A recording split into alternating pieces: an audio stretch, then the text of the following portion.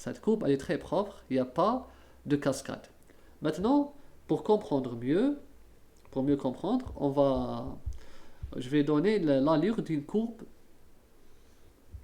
des courbes de CP, semi-logarithmique déjà, c'est une semi-logarithme, log de CP, en fonction de T, d'un médicament administré par voie extravasculaire.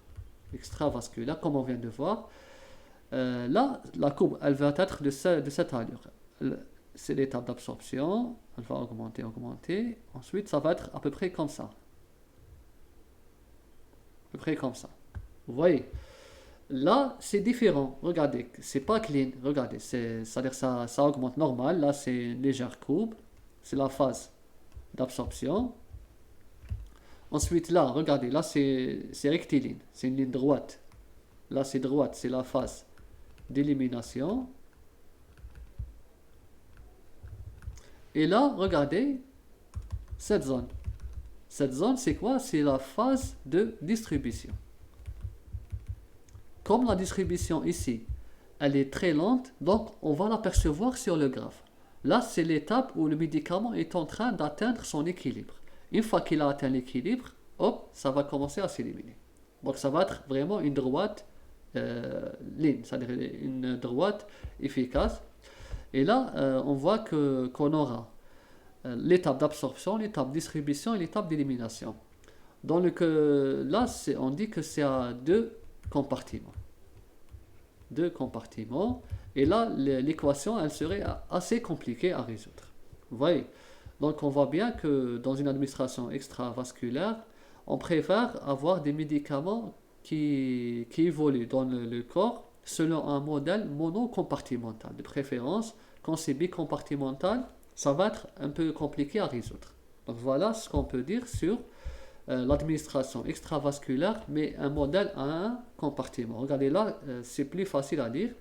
Ensuite là, regardez XA est égal en réalité à Fx0. Pourquoi Fx0? On a vu ça dans le cours précédent. F, c'est quoi? C'est la fraction absorbée. C'est la fraction absorbée. On se rappelle qu'on a dit que si un comprimé contient 100 mg, ce n'est pas les 100 mg qui vont être absorbés. Donc il y aura une fraction qui va être absorbée. Cette fraction qu'on dénote F, d'accord, F. Et le X0, on va dire, c'est la quantité ou bien la masse initiale. C'est la masse totale du médicament, ou bien on peut dire aussi que c'est la dose administrée. C'est la dose administrée. En intraveineuse, c'est-à-dire là, c'est administration intraveineuse. Le F est égal à quoi? À 1. Donc XA est égal à X0. Mais si administration extravasculaire, là le F est inférieur à 1. C'est pas 1, ça va être égal à 0,9, 0,8, 0,7, c'est une fraction. Donc, c'est pour ça que là, le médicament, c'est le même médicament qui a été étudié. Ici, la dose administrée, elle était de 100 mg.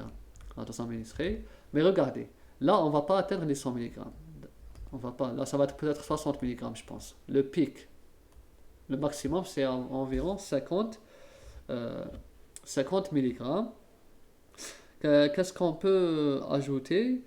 Bon, là, on a dit que de préférence, il faut qu'il y ait un seul exposant, mais comme on a deux phases, la phase d'absorption et la phase d'élimination, forcément l'équation s'écrit avec deux exposants.